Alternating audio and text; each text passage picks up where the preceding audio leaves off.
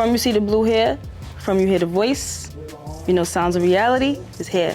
And you're not locked in to the reality check-in.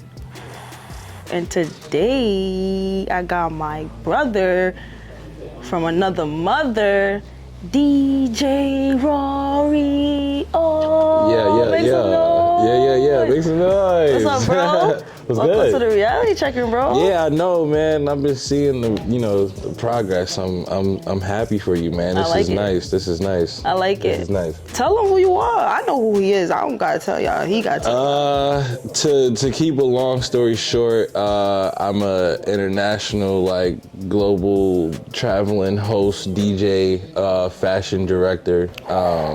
So it's a lot, yeah. I done came up. I ain't even gonna lie. It's cool. Ooh, I like that. At the end of the day, everybody I bring to the reality check-in, especially this season, is very special because these are all my friends and family, and these are people that I feel like are just doing things that I just want to bring light to. And Rari is, like you said, he's international, and Rari is a host for the biggest sneaker resale con. He's a host for Sneaker Con, and I'm truly grateful to be like, yo, this is my bro, and bro, I need you on the show. He be like, all right, sis, I got you. That means a lot. You know, bro. So I'm mad happy that you're here. I'm not even gonna lie. I'm happy that you're here. I appreciate that. Yeah, the Sneaker Con thing, man. That's the home team. That's honestly, it just fell into my lap. It's kind of crazy how it happened. Yeah. What year? I want to say, so I actually started off with eBay. With eBay, I was one of the first employees for the authentication program. Oh my God, those YouTube videos, yeah. So I was doing teaching the world how to kind of authenticate their pairs, and we had a TV show on Snapchat that was cool. But for the most part though, I met SneakerCon through eBay. So, my eBay life wasn't the craziest, it wasn't the best life. And at that time... You in the city, right? Yeah, well, no, it was, it's crazy, it's not there no more, but the warehouse actually was in Queens. Oh, word? Yeah, they was authenticating the world's pairs straight out of Astoria. In Astoria? Yep, in Astoria. Where all the hookah lounges is at. All the hookah lounges. I would leave my shift and go straight over to the hookah lounges. When Miami was popping, I was right there. Skyway days, bro. But yeah, it started off just as just as an eBay employee. And shout out to eBay too, because that's that was the first. That was the first real push in the industry of sneaker authentication. StockX had their stuff, but it wasn't as big as it was at that time. So yeah, I got that job during COVID because I was DJing heavy, super heavy before COVID.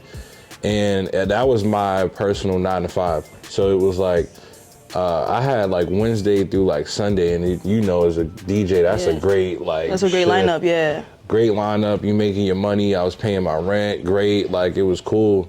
COVID happened. They shut the world down, and I had to get back into hustle mode. I had to figure it out. Right. So I had a homie that was stationed out in Japan. And because he was in the army or whatever it was to get stationed out there. And he just so happened to be stationed next to the factories where Nike and stuff was making their shoes. So I don't want to say too much, but he somehow figured out how to skip the Nike price and get straight to the resale price and things on the back end. So I used to tell him yo, all the shoes that is hot, send me the shoes. And he would send me the shoes, and I ended up flipping the shoes. And it was Mr. cool. Mr. Resale. It was cool. Well, so it was cool for the start until I found out the difference between authorized Nike shoes and unauthorized Nike shoes. What's the difference? So for people that don't know, tell them. So for people that don't know, unauthorized Nike shoes are deemed as fake automatically. Yeah. Right? So if they don't come up in a system, if they don't come up on a receipt, as little as a receipt, then it's kind of technically fake, right? Because you just don't know where that came from. Right. So I had the unauthorized pairs. So I got caught up on some all right, I don't even know what's going on. I'm just selling the shoes.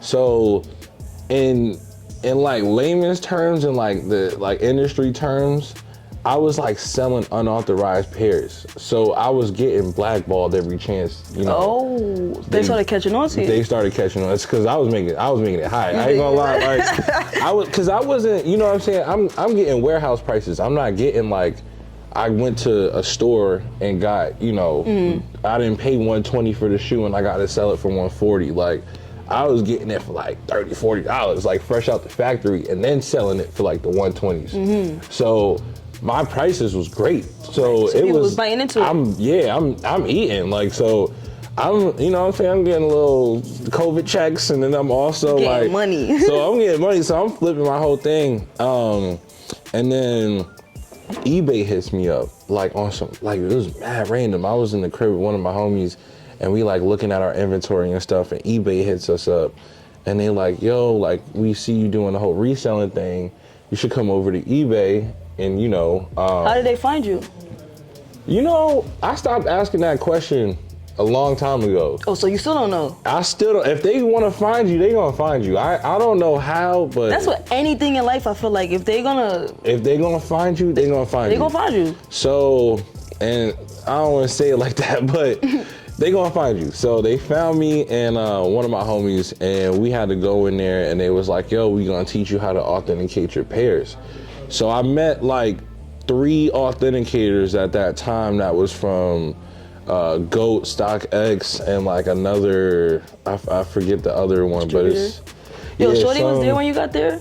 Who? The dark skin Shorty that's like viral. That dude mad Oh, Rochelle. Yeah. We got hired at the same time. Oh, that's my homie. I'm not gonna lie. That's my sister. I ain't gonna front. Oh, shout out to Rochelle, man. She's a legend. Yeah, so it's crazy because it was, so the 3 people, the 3 original authenticators that was talking to me and the next authentication that was coming through, it was me, Rochelle, and my homie Grizz, and like a couple of other people.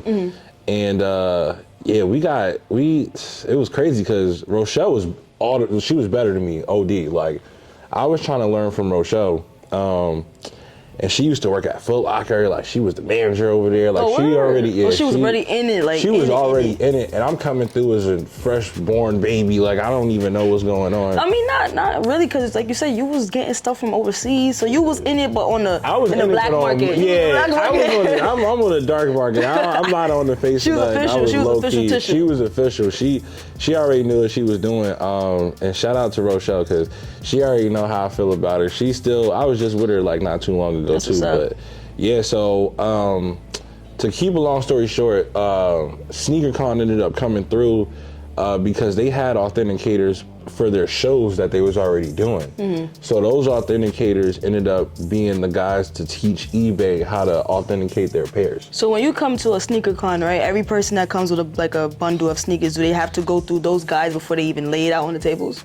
Yes and no. It depends. So like we get hundreds of vendors. Like there's some shows where our small show is like 200 vendors.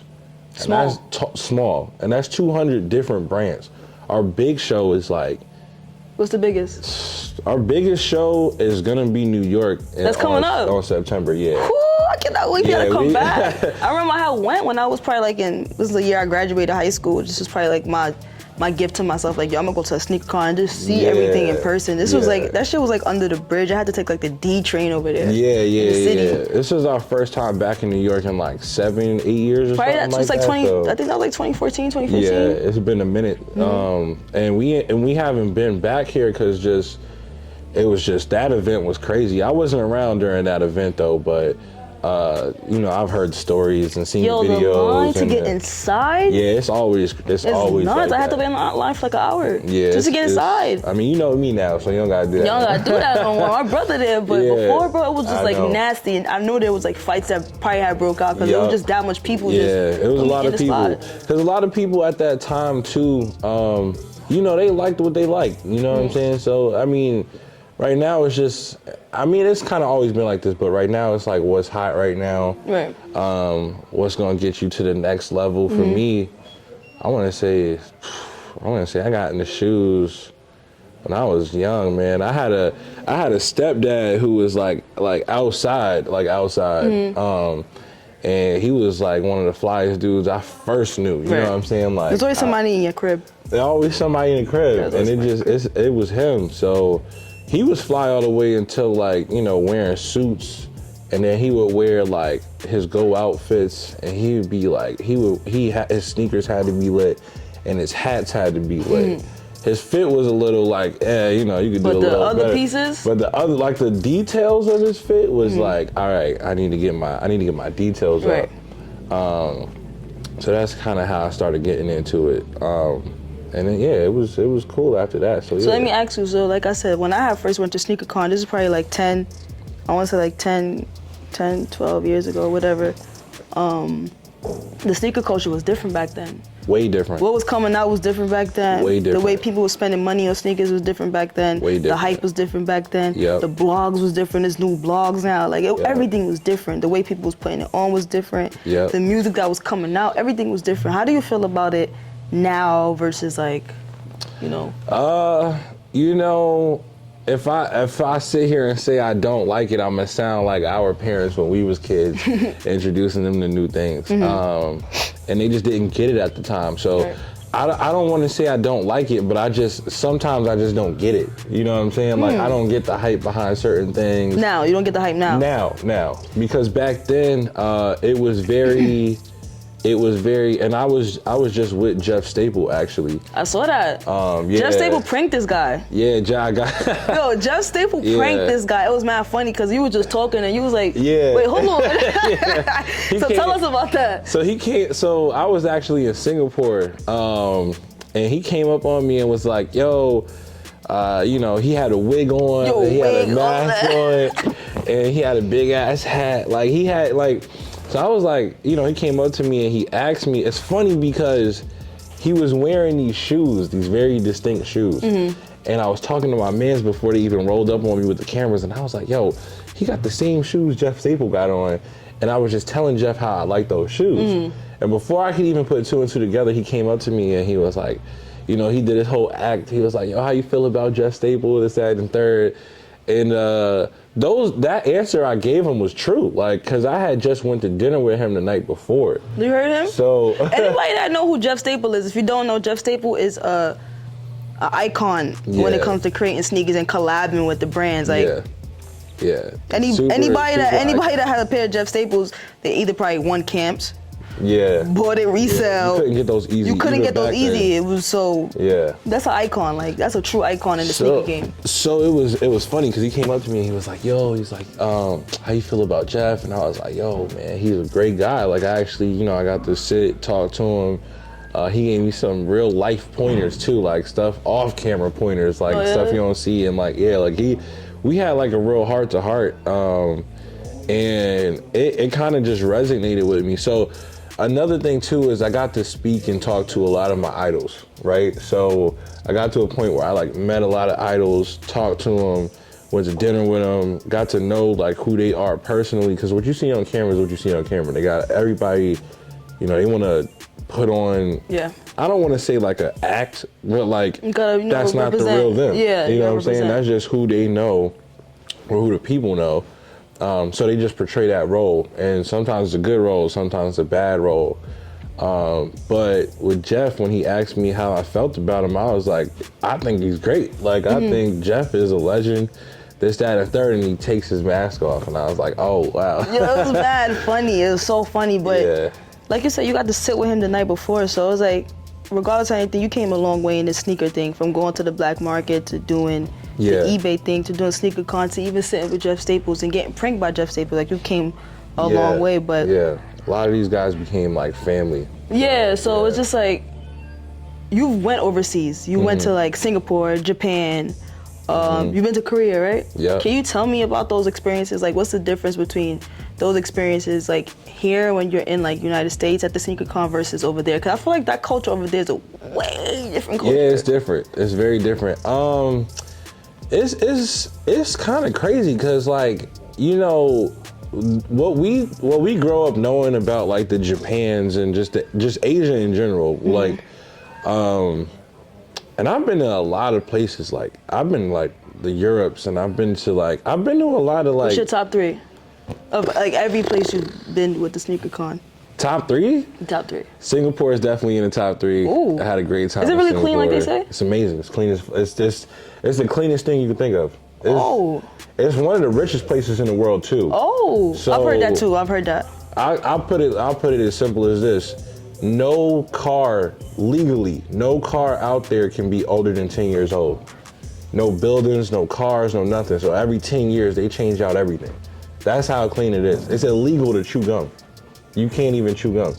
If they catch you smoking anything besides like a cigarette or something, you getting locked up like on some like 10, 20 years type stuff. Like, word. Yeah, they don't play that in Singapore. Singapore is like, it's like home of the rich, I'm not gonna lie. I met a lot of rich people out there. Like I'm having conversations that I don't even know how to keep up with. Like, I'm getting questions asked to me that I don't even know. Like I'm meeting billionaires. Like I'm like, oh, they not in the millionaire tax bracket. They in the B's. Like I don't. Those conversations. And that's crazy. It's like Singapore. So Singapore is like top 1, top 2, top 3.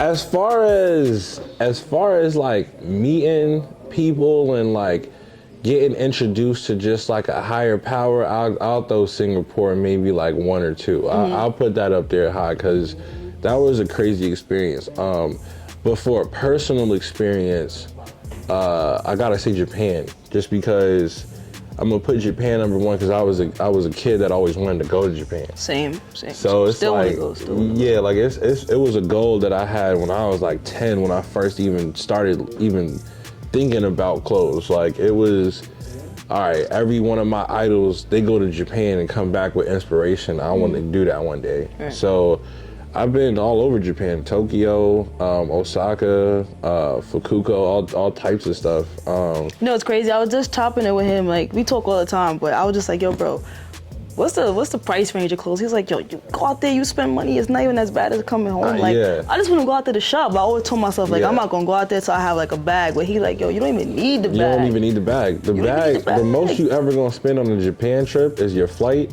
and maybe a hotel if you want to do something fancy. But when you get out there, everything is cool. When you get out there, everything is dirt cheap. The yen is crashed out there. So... This is a very, like... Pause. This is a very informational episode, bro.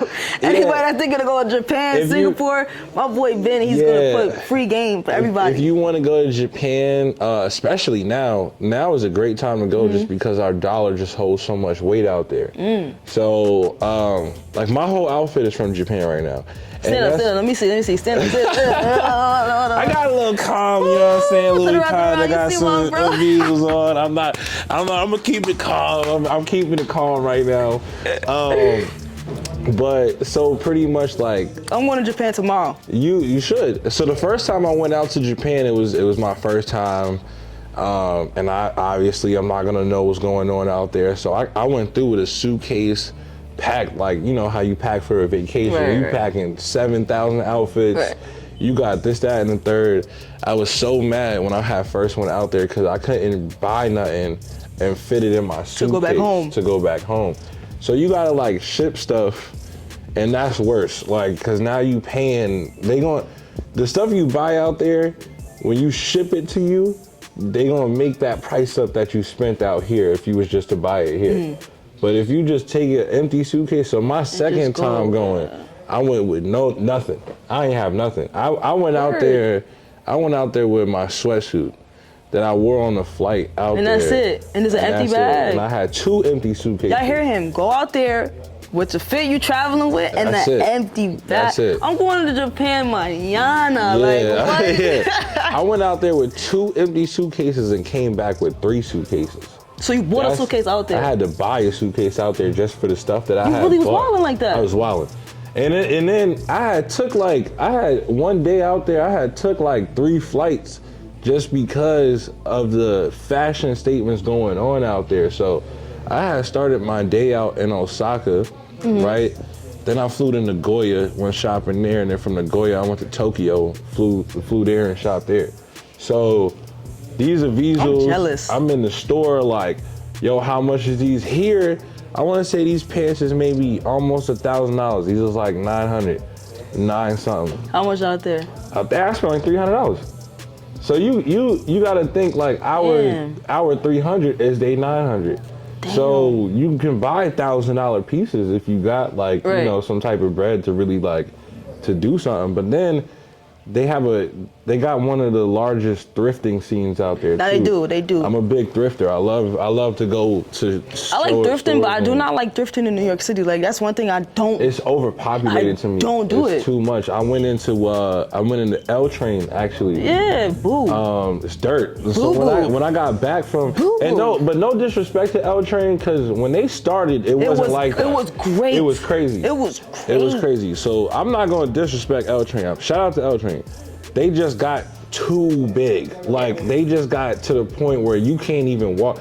I walked in there and I said it out loud to the workers. I was like, I feel like I'm at McDonald's right now. Like it's a sale going on or something. Like, yo, I'm talking about the line was around the store. Like it's too much going on. You can't. I like to take my time shopping too, because I like pieces. You know what I'm saying? So I want to walk into a store and go, damn, I wanted that when I was like 16. I remember when I was fiending for that in the store, so I'll buy it. Right. So when I got a Visuals not cause I just like a Visuals, but this is something I wanted from years. I wanted that back in high school. Like I wanted a Visuals back when like my step pops walked in the house from going out and he had a Visuals on. Right. Or like my mom, she had an Visual jacket, or like you know what I'm saying, the bullies in the high school that was cool. They had a Visual on. Like I wanted that, like so a lot of my pieces right now, though it's all memorable pieces for me. Like I wanted that back then. And when you go out there to shop and stuff, so when you go to the sneaker con, you get to see how they basically present their fits and everything. What's like the most like outlandish purchase you saw, outfit, whatever it is, like you just like, yo, what the fuck? Oh, so it's kind of funny. So I didn't really. So I've seen just recently in Singapore. I seen somebody spend $100,000 on a Jordan 4 collaboration with Eminem. How much? 100,000. He spent 98,000, but yeah, 100,000. Not 100,000 US? 100,000 US. US. Yep. And he bought it right on spot. For what? US. Some 4s? Some Jordan 4s. What collab? Eminem. And Eminem what? The candy or the rapper? The rapper. The Eminem Jordan 4s. He did a Carhartt Jordan 4, and there's a navy blue pair and then there's an all black pair. And the all black pair is the one he bought, and it was signed by MJ, by Michael Jordan.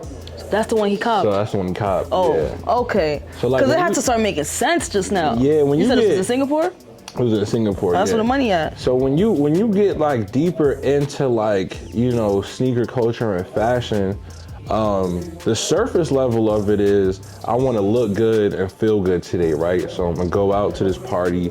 I'm gonna go out to dinner, whatever you want, wherever you just want to look good and feel good at. That's where fashion starts. Where people don't really understand is like, if you in love with fashion, like actually in love with it, you start meeting people that are also in love with it too. No, that's a fact. They treat certain pieces like a Van Gogh or like a Rolex or like, you know what I'm saying? So it's like, so for instance, I got, when I was in Japan, somebody had Joel Santana's jacket from 2004. Which one? It was this all white leather jacket with like it had like playing cards on it, like so the king and queens. Remember them old school leather jackets that used to match the fitteds? Yeah. So it was one of those. And so this was at a sneaker con? This was at a little pop-up shop in Japan. Like I'm just walking and shopping. And I seen the jacket and knew what it was, but he knew what it was too, but it wasn't like, cause this whole store is full of stuff like this. So in Japan, they like to upcycle things. So stuff from like 03, 04, 05, they'll take it and they'll put it like, you know, away and then come back with it and give it to their kids. Like, this is a big piece, you gonna sell it off one day to somebody. Like, so they'll hold on to, cause I don't know if y'all ever thought about this, but where did our fashion go from 2003 till now? Like, right, it just went on a. None of not those, to say it's like a decline, but it's just so opposite. There's no like. Just, yeah, like you the baggy see it, pants, like Dipset. you don't never really see no Dipset fashion no more. But back then, everybody had on some baggy jeans with a big leather jacket. Like, so, you know, you think like, where did those pieces go? Do they go to the trash? Do they get burned? Whatever. Nah, when I want to say like 2008, 9, when you seen like, you know, Asian people walking through Soho and you know, looking like the Matrix with the black on and everything, and they got all the shopping bags in the world. They was coming over here and buying up all of our stuff and taking it back home. And they was telling our story. We just never really peeped because we just, see, America is like a trend kind of thing. And then the Asian, you know, culture is very much like, I'm gonna hold on to this. You know, this might be something one day, but it means something to me right now, so I'm gonna just keep it. So you go over there, you're gonna find a lot of pieces that's like a lot. You're gonna find some pieces that mean something to you. Yeah, 100%. I definitely gotta hit up Japan, like damn. Japan is my favorite place to shop. So top 3, I'm gonna go Japan, Singapore, and I'm gonna probably go Paris, cause I like Paris. Paris, I mean, listen, Paris is like another, like, it's like a French New York, I ain't gonna lie. But that's funny as hell. Growing up in New York, so let me just scratch all that. New York is number 1, right? Number 1. Just put New York is number 1, first and foremost. Why do you say, like, so comparing it to Singapore, Japan, and Paris, we feel like New York is still number 1 in fashion, period. 100%. I've been all around the world. I love to hear that, because honestly, you know, it's crazy. I don't feel like that no more. I honestly feel like because we live here. Everybody look the same though. Like you look when you sitting back here, you look across there, you like, yo, they got personality with that fit. 100%. Here, I just feel like we all look the same. So we're just like, yo, bro, what are we really doing? It's not us. The thing is like, we grew up here, and we've been experiencing this our whole lives. So at a point in time, it started getting boring to you, and you want to see something else. That's true. So you go to these other places and see something else, and you like, oh, that's New York in 04. Oh, that's New York in 08. That's New York in 2010. Like, these places still got that. Like, you go to Paris, you go to London, whatever, it's like, oh, that's Soho and Madison Avenue. Like, that's where people, like, they got the business casual on. Yeah. The thing I like about Japan is they'll take our stuff and they'll upscale it and make it into their own version of it. So yeah, they still got our stuff, but it's like turned into a Komodo now. Like, you know what I'm saying? Like, love me a good Komodo. They got a bunch of Levi and Wrangler jeans, but now it's like their version of those big puffy pants, and they just upscaled all the pieces together and stuff. So that's the one thing I like about Japan. So I'm gonna scrap everything I said and go New York first, Japan. Singapore. Not fashion-wise. Fashion-wise, I'm gonna have to go to Europe. Europe? Okay. Yeah, I'll go to Europe. So I'm gonna do New York, Japan, Paris/London. Those are my favorite. Paris/London. Yeah. Because Paris and London is both Europe, but they both got their own separate, different swag. Like, Europe is more of like the, not Europe, London's like more the grunge look, right? Like where they put the Stone Island on with the cargos and certain like dark looks. London is a very dark look, but it's also business casual. Everybody in London has got a trench coat. That's funny as hell. It's about their business. They don't business. They standing on business out in London. So. And you said, all right. I like that list though. I'm not gonna lie. Yeah. I've been to London. I haven't been to Paris yet. I actually do supposed to be going to Paris this summer for the Olympics, but everything is just super pricey. But I definitely want to. Paris is fun. It's cool. It's cool? Yeah, I can tell you where to go. It's nice out in Paris, I ain't gonna lie. Yeah? It's nice. Shopping wise too? Yeah. Shopping wise is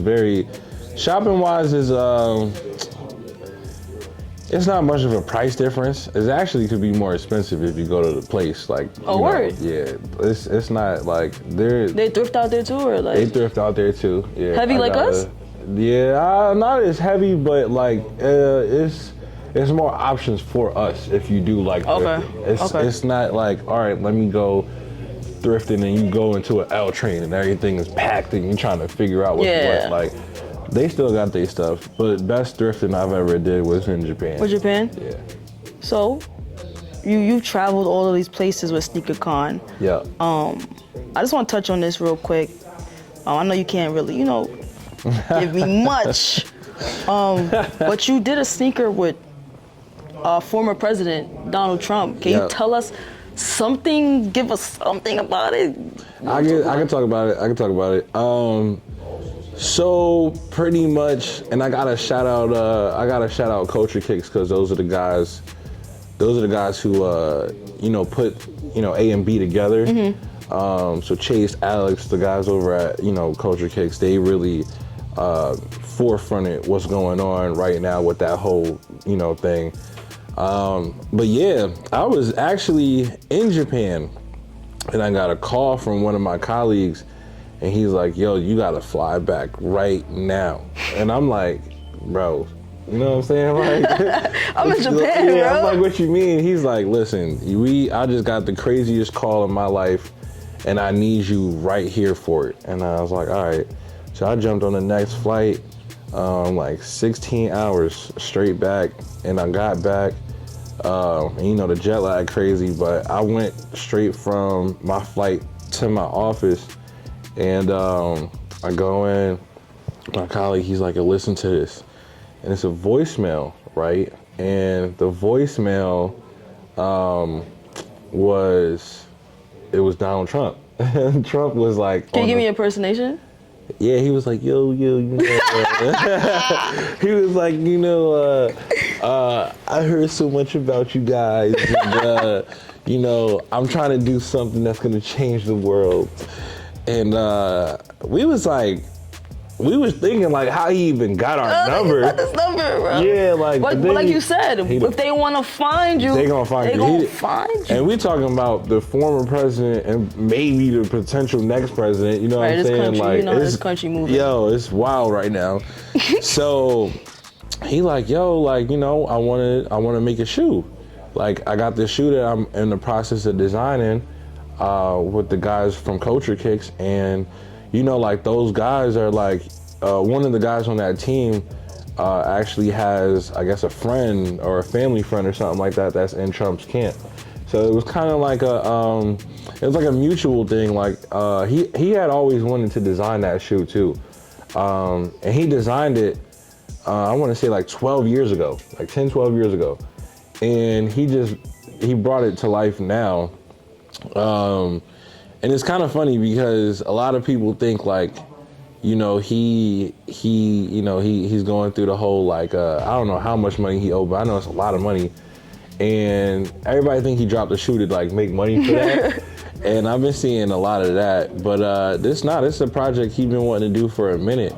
And he just called, the right people to do it. And it was crazy. So he was doing the shoe and wanted to release it out in Philly. Mm-hmm. So I had a show in Philly the next week when we were getting on these calls. The SneakerCon show, right? Mm-hmm. This was what, like early February? February, I want to say 4th, if I'm not mistaken. Like early February. I hit you up like, yo, bro, I might come out there, but I never got to make it. Yeah, it was a lot happening that day though, because obviously it's like a former president. It's just, a lot. I had to fly to Philly actually a week before the event, because in order to even meet, the president, not even just Trump, but in order to meet like the president, you gotta go through security clearance from everybody, like but weeks in advance. Weeks in advance. Like, so let's say he's going somewhere in a city, the CIA, FBI, and Homeland Security, even TSA, they come to that city, sweep the city where he gonna be at. They like go through everybody, like, and whoever's gonna meet him, they gotta go through 100 background checks with you. They gotta check your status on where you at, what you doing, everything. Like where you was at last night, the night before, what you Googling, all types of shit. Like everything. Like this is a week before. This a week before. So this is like before. January basically. So Monday you gotta go through CIA protocols. Tuesday you gotta go through FBI protocols. Wednesday you gotta go through Homeland. Like every day you gotta go through something like specific.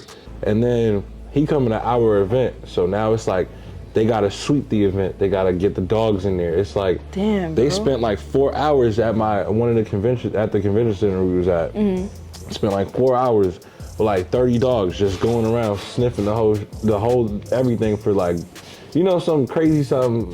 I don't know what the president go through in his everyday life, but it looked like it's like, he's the most, if not famous person, definitely the most controversial. Like, yeah, right. Like, especially him. He do something. It's like there's a group of people, and I say this about every every president. This is why I wasn't like, so I wasn't tripping off of it being Trump in per se, but it was just like, you know, this is a president at the end of the day. Like, I've seen the comments. I've seen your comments on like Instagram and stuff. How much, if you had to scale it, like the backlash over the praise, that you get more backlash? Nah, I'm getting more praise. Word? Because at the end of the day, I'm from Flatbush, bro. Like, you know what I'm saying? Like, we home right now. We at Woodstock and Flatbush. Like, we're home. Like this is, I'm in the hood right now, and you know, this is very personal, but 10 years ago, I was in jail. You know what I'm saying? Like 10 years ago, I was in a cell trying to figure shit out. Like, I was trying to figure out what's the what's.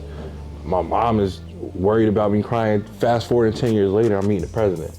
So it's like, somewhere along the lines, something happened where, you know, like, I figured it out. Like, and my whole backbone between a lot of things is, you know, my mom is my backbone. She went through a lot. She tried to teach me a lot and, you know, supported me throughout the way. So that was just the main thing behind that. But I never looked at it as like, oh, there's obviously backlash that goes with it. Like, oh, you support Trump. Oh, you do this, you do that. Like, and realistically, I'm not even into politics. Like, I don't even really know what they do. I'm not even going front. Like, I have no idea what the president does. Like, I don't know what bills he signs off on. I don't know how it affects me.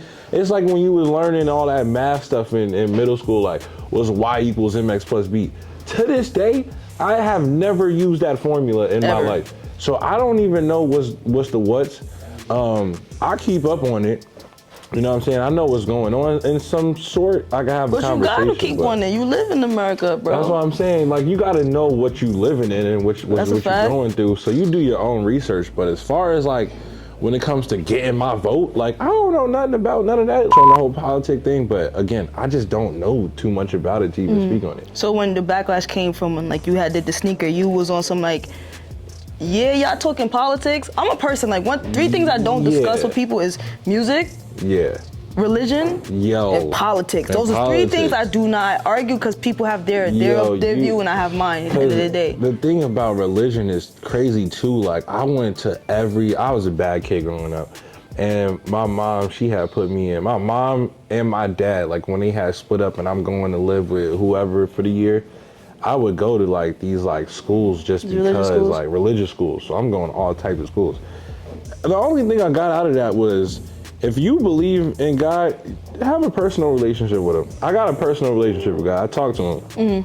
I don't need to, you know, side with somebody. I feel like that's when it started getting a little complicated for me. Like, I ain't about to be on like, I gotta break bread with the Catholics, or I gotta be, you know, there's Jewish out there. There's, you know, somebody reading the Quran out there. Like, it's a whole bunch of just stuff that goes, it's another version of politics. I know what you're saying. You know what I'm saying? So it's like, I try to stay away from. You try to stay away from all the backlash that each comes with. Yeah. So when you did the sneakers, when you had the opportunity and the backlash came, did it dim the light of the situation, or you were just like, yo, one time, like, I just look at it as like, I just did something huge in my career? So that's what I looked at it as. It was like, this is the biggest thing, if not the biggest thing that I've done in my career so far.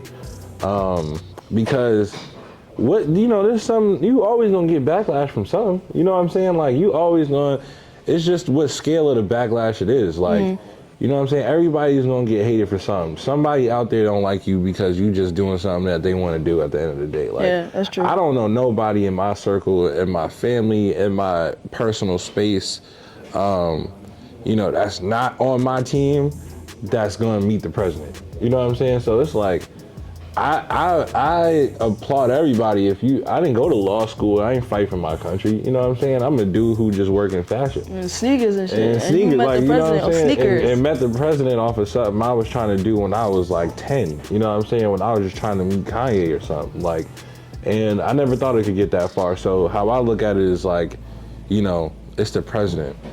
Or it was the former president. The former president. It's not like I'm meeting Donald Trump right now. I'm meeting a president. Like, that's. So I get what you're saying. You took the him out of it. Yeah. The presidential. I took the him out of it. I'm not gonna front.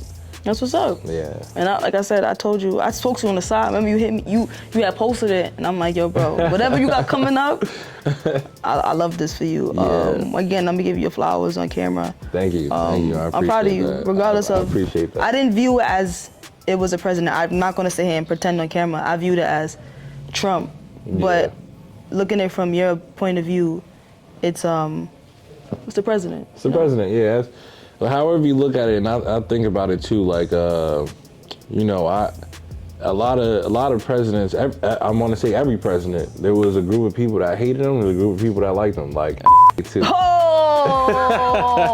I brought it today too. Let me get the pair. Let me see. So, all right, I'm gonna pull a pair out. Now I got it in a bulletproof case. This is how it came. Nah, this ain't how it come. It's just how I gotta move around like the president. You know. Oh, my poor gang.